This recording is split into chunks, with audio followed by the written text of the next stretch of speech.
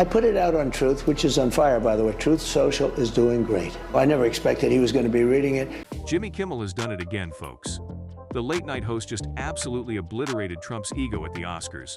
And boy oh boy, is the former president throwing a tantrum fit. It seems Kimmel's razor-sharp wit has struck a nerve, leaving Trump fuming and fumbling for a comeback. But what exactly went down on Hollywood's biggest night? And why is Trump so bent out of shape? Buckle up, because we're about to dive into this juicy drama. What could Kimmel possibly have said that got under Trump's famously thin skin? How is the former president trying to save face after this public roasting? And what does this tell us about the state of American politics and media? Let's break it all down and see just how deep this rabbit hole goes. Is that I love this. I love that this bothered him so much. I love that Fox picked a news guy nobody knows to interview. Imagine this. Trump, sitting comfortably with a bucket of KFC in one hand and his phone in the other, glued to the Oscars. Suddenly, Jimmy Kimmel steps up and delivers a verbal jab that leaves Trump's ego more bruised than an overripe banana at the bottom of a grocery bag. Well, look, Jimmy Kimmel is every night, he hits me, I guess. His ratings are terrible. He's not a talented guy. I hear he hits me all the time, so I figured I'd hit him because I thought he was a lousy host.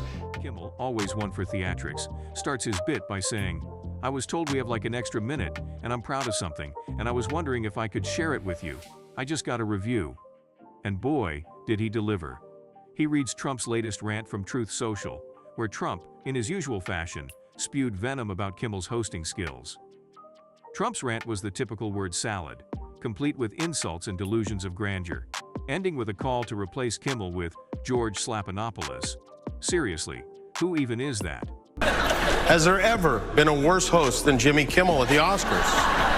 His opening was that of a less than average person trying too hard to be something which he is not and never can be. Get rid of Kimmel and perhaps replace him with another washed up but cheap ABC talent, George Slappanopoulos. He would make everybody on stage look bigger, stronger, and more glamorous. Blah, blah, blah. Make America great again.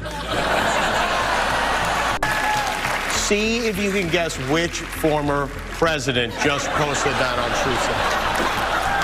Anyone? No? Well, thank you, President Trump. Thank you for watching. I'm surprised you're still... Isn't it past your jail time?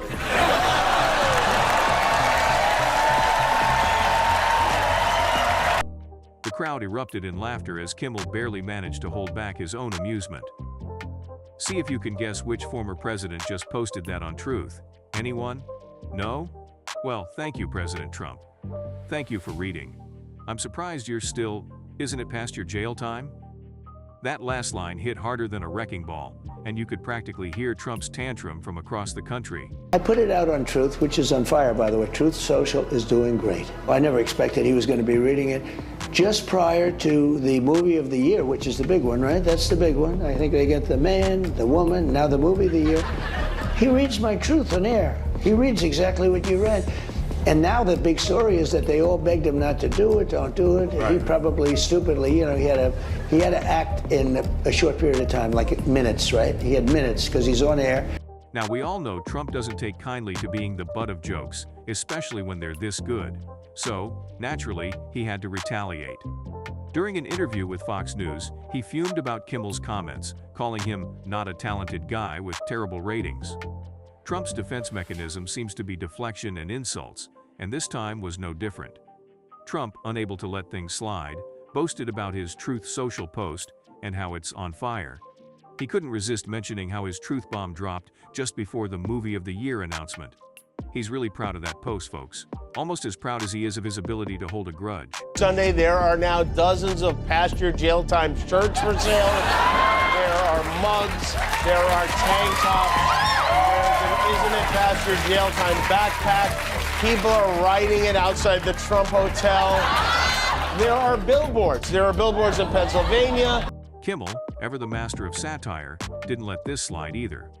On his late-night show, he gleefully recounted the whole incident. "I love that this bothered him so much," Kimmel said with a grin. He pointed out the irony of Trump, who loves to dish out insults, getting so worked up over a joke.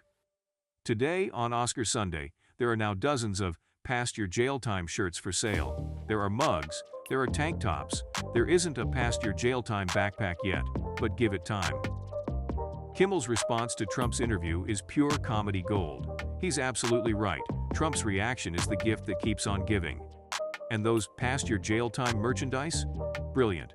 I wouldn't be surprised if they become one of the hottest selling items of the year.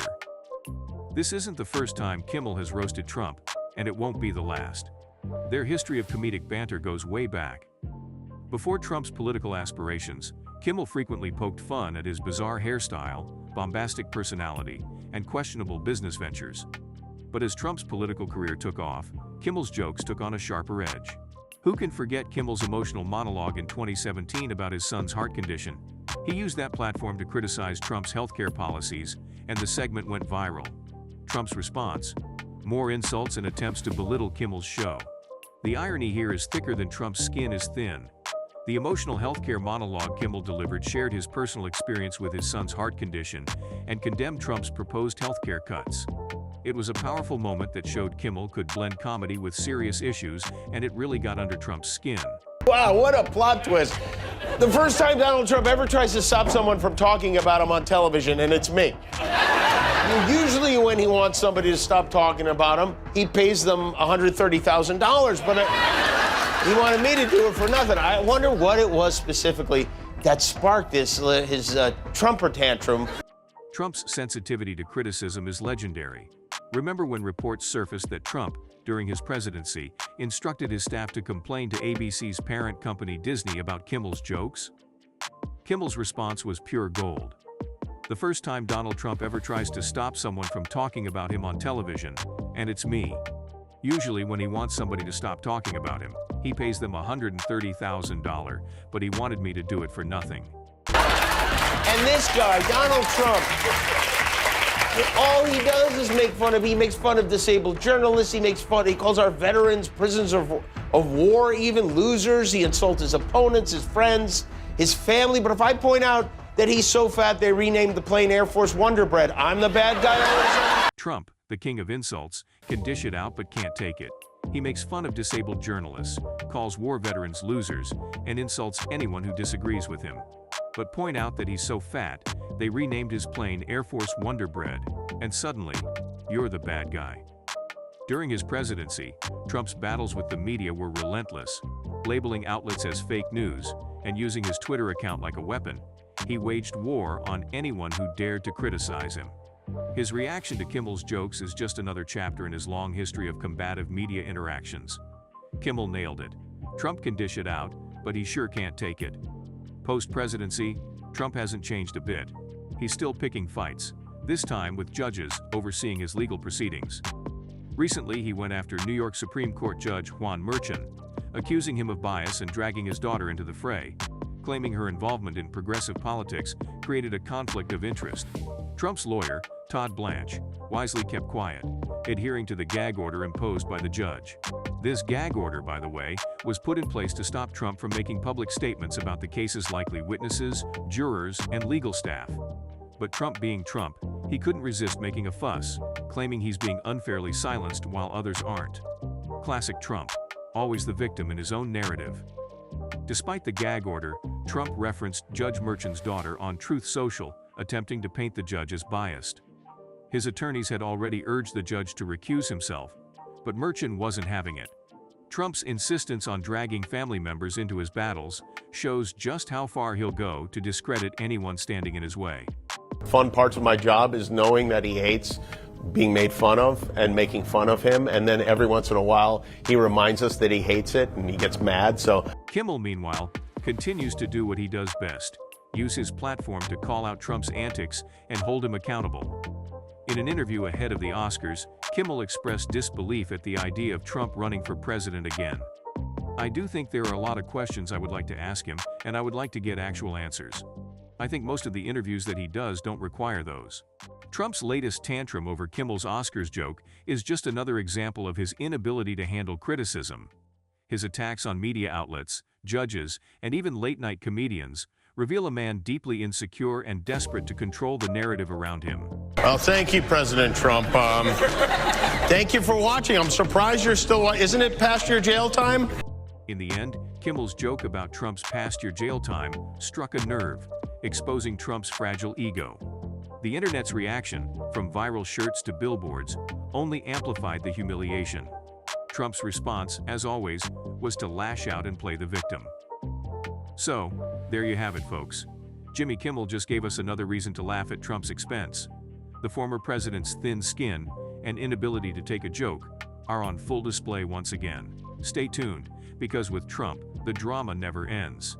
And you can bet Kimmel will be there to make sure we all get a good laugh out of it. What's your take on this latest spat between Kimmel and Trump? Do you think Kimmel went too far, or is Trump just being his usual sensitive self? What do you think about Trump's latest meltdowns? Is he justified in his anger, or is this just another example of him not being able to take criticism or follow legal procedures? Are Kimmel's jokes hitting too close to home, or is Trump overreacting?